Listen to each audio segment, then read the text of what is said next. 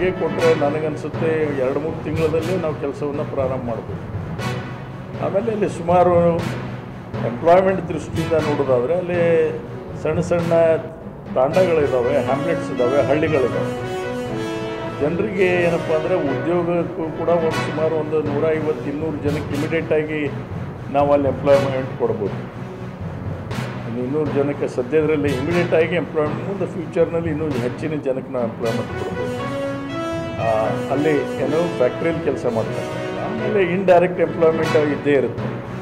ಅದು ಟ್ರಾನ್ಸ್ಪೋರ್ಟೇಷನ್ ಆಗಲಿ ಅಥವಾ ಡಿಸ್ಟ್ರಿಬ್ಯೂಷನ್ ಆಗಲಿ ಅವೆಲ್ಲ ಮತ್ತೆ ಅದು ಕೂಡ ಇರುತ್ತೆ. ಸೊ ಇಮ್ಮಿಡಿಯೇಟಾಗಿ ಅಲ್ಲಿ ಜನಕ್ಕೂ ಕೂಡ 200 ಜನಕ್ಕೆ ಅಲ್ಲಿ ಉದ್ಯೋಗವನ್ನು ಕೊಡಲಿಕ್ಕೂ ಸಾಧ್ಯ. ಬ್ರ್ಯಾಂಡ್ ಅಂಬಾಸಿಡರ್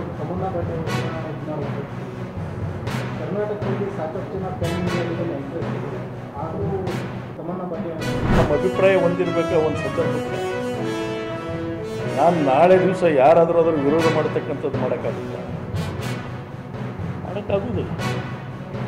ಈ ಒಂದು ಪಕ್ಷದ ಸಿದ್ಧಾಂತದಲ್ಲಿ ನಾವು ಒಳಗಾದಾಗ ನಾವೆಲ್ಲರೂ ಹೊಂದಾಣಿಕೆಯಾಗಿಯೇ ಹೋಗಬೇಕು. ಒಬ್ಬರಿಗೆ ಸಿಗಬಹುದು, ಸಿಗಲಿಕ್ಕಿಲ್ಲ.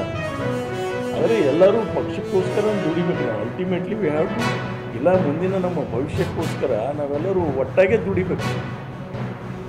ಪಾರ್ಟಿ ಹಂಗೆ you can't make a magic.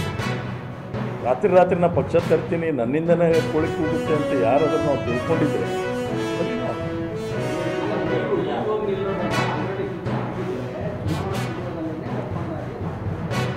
ನನಗೆ ಗೊತ್ತಿಲ್ಲದ ವಿಷಯ ಮಾತಾಡಿದ್ರು.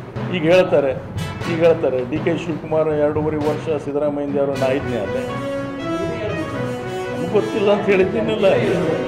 ಮೀಡಿಯಾ ಕ್ರಿಯೇಷನ್ ಎಲ್ಲ ಮೀಡಿಯಾ ಕ್ರಿಯೇಷನ್. ನಮ್ಗೆ ಗೊತ್ತಿಲ್ಲ ಅಂತ ಹೇಳಿದೆ. It is left to the high command. ನಮಗೆ ಈ ವಿಷಯ ಗೊತ್ತಿಲ್ಲ, ಹೈಕಮಾಂಡ್ ಬಿಟ್ಟಂಥ ವಿಚಾರಗಳು.